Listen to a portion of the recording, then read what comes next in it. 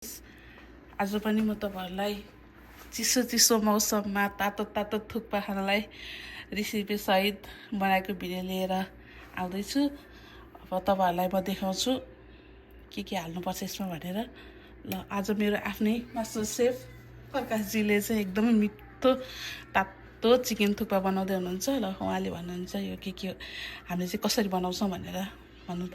यो चाहिँ चिकन, बन्दा, गाजर, यो चाहिँ गोस पेपर, यो चाहिँ गोलभेडा, यो लसुन, प्याज, यो बेल पेपर, सोया सस, यो चाहिँ स्पागेटी नुडल,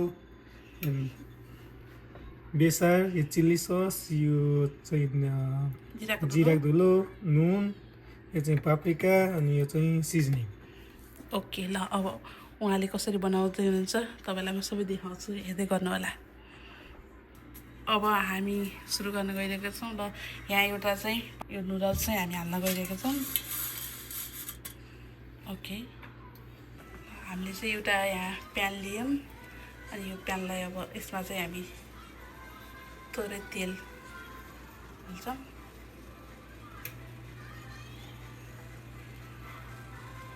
अब यो तेललाई अलिकति तातो बनाउने।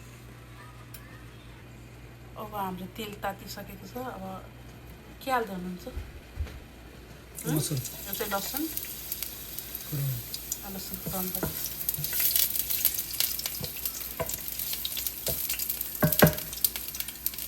अब हामी यसलाई चाहिँ रातो हुनेगर्छ पुराउँछौँ। यता हाम्रो नुडल्स पनि रेडी हुँदैछ। अब यसलाई धेरै रातो पनि बनाउनु पर्दैन, ठिकै अब यस्तो पुराउँदा हुन्छ। अनि त्यसपछि अब यसमा चिकन हाल्दै हुनुहुन्छ।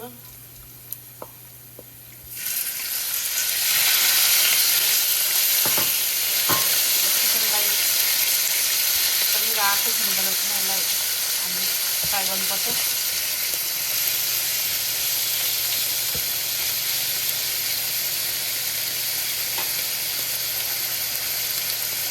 आज बिदा भएकोले वेदर पनि चिसो छ, बच्चाहरू पनि यहाँ कोही टिभी हेर्ने, कोही फोन हेर्ने गरेर इन्जोय गरिरहेको छ। सानो से हाई। Hi. एमा And today huh? I'm going to eat the chicken flavor, but spicy. Okay. एमा से हाई। एमा बाहिर पनि एकदमै चिसो छ, अति परेको। आज 3-4 दिन अगाडि परेको हिउँ अहिले पनि जस्ताको तस्तै नै छ, पक्लेको नै छैन, केही छैन, उस्ताको उस्तै छ। एकदमै जाडो छ, -10 त्यस्तै छ यतातिर। पक्कै यहाँ चिकन बनाउँदै हुनुहुन्छ। यो कति भयो हाम्रो चिकन? यसलाई तर्काएको हुँदैन हुन्छ।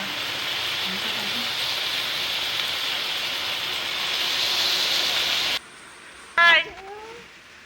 Say hi, Emma. नूडल त्यसरी उम्लिरहेको छ। अब यो नुडल्स पनि रेडी हुन लाग्यो।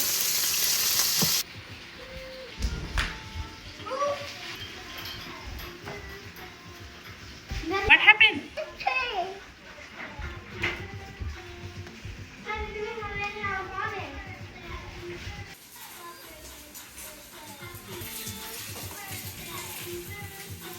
चिकन पनि यतिको रातो भएको छ।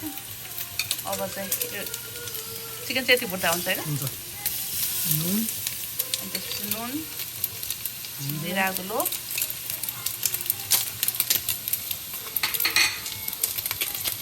बेसार,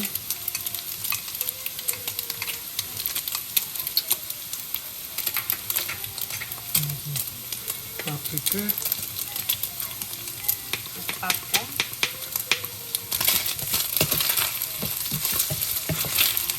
अनि त्यसपछि मिक्स गर्ने। सिजनिङ, के हो त्यो चाहिँ? सिजनिङ। अनि सिजनिङ हालेर त्यो पनि मजाले मिक्स गर्ने हैन?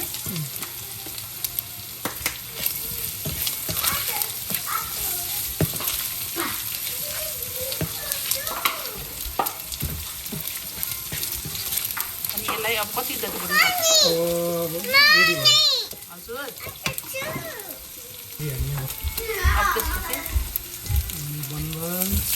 हुनाले सबै हाल्नु एकैचोटि सबै सबै एकैचोटि हाल्दा हुन्छ।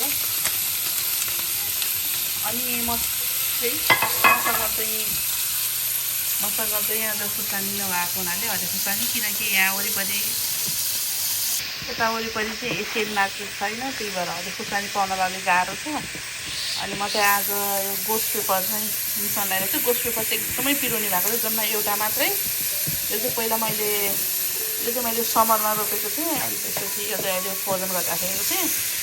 अनि एकदमै पिरो हुने भएर चाहिँ हामी चाहिँ एउटा मात्रै गोस्ट पेपर चाहिँ युज गर्नु गइरहेको छ। यो चाहिँ कतिलाई जान्नु त्यो थाहा छ होला होइन, कतिलाई चाहिँ थाहा नहुनेलाई चाहिँ एकदमै यो डल्ले खुर्सानी भन्दा पनि एकदमै पिरो हुन्छ।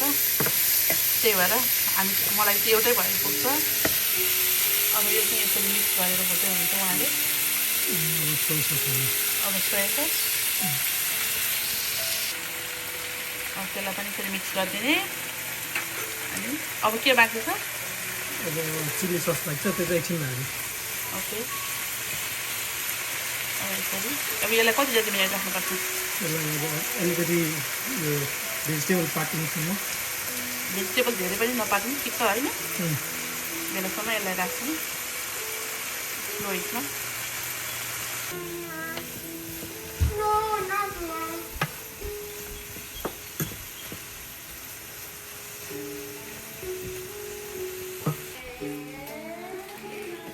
के खाइरहेको तिमीले चाहिँ? Right? Yeah, I'm gonna eat all of them because I'm Okay. so hungry. UML पनि खान्छ कि? एमा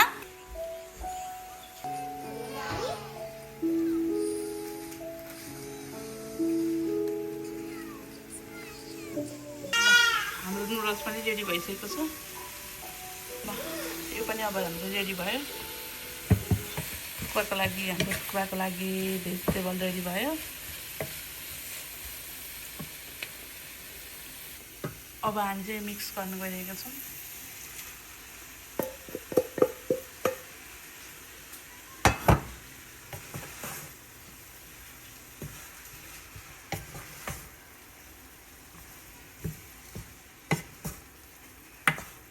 अब यो दुईटालाई राम्रोसँग मिक्स गर्ने।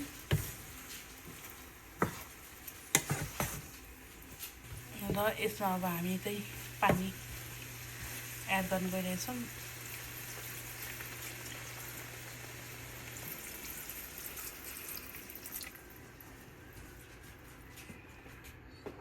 No, I don't want white rice.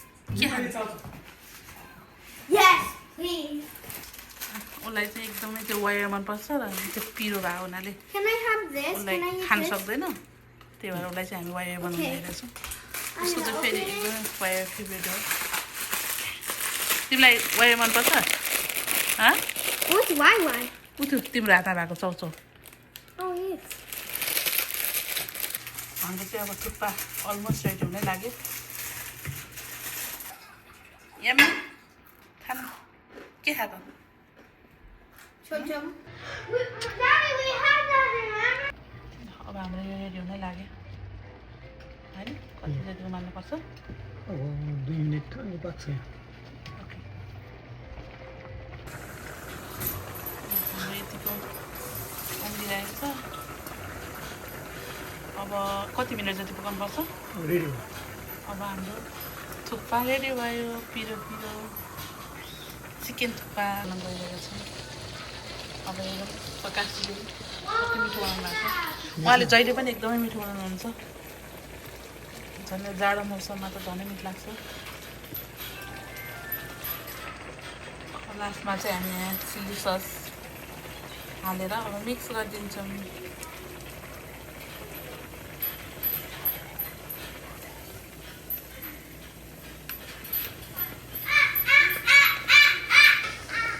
अब हामी मिक्स गर्दैछौँ। किन रिसाएको? किन? बच्चाहरू चाहिँ यहाँ खाइरहेछ। उनीहरूले चाहिँ यो पिरो थुक्पाहरू त्यति खान सक्दैन, त्यही भएर उनीहरूलाई चाहिँ आज नेपाली वायर बनाइदिएको छ। दुईजनाले खाइरहेछ। सानलाई पनि मनपर्छ, तर सानले त्यति धेरै खाँदैन। यस्तो दिदीले खालि अलिअलि सिक्न मात्रै।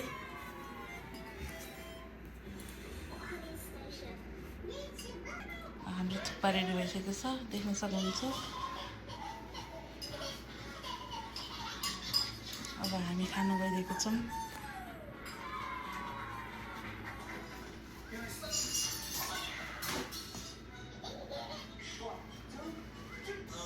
हाम्रो थुक्पा आज रेडी भएर पनि यहाँ खानु सुरु भइसकेको छ। कस्तो भयो त थुक्पा? खतरा मिठो मिठो स्पाइसी। खतरा। आज हाम्रो थुक्पा मिठै भयो। जाडोमा थुक्पा खाँदा पनि मजा नै आउँछ। तपाईँहरू पनि यसरी बनाएर खानु होला। अब आशा छ तपाईँहरूलाई मेरो भिडियो मन पर्यो होला र म अरू पनि नयाँ नयाँ कुकिङ भिडियोहरू लिएर आउँछु। प्लिज लाइक कमेन्ट सब्सक्राइब गर्न नबिर्सिनु होला। ल बाई भन्नु। बाई एमा बाई भन। खानु बाई भनिदेऊ। Bye. Okay by.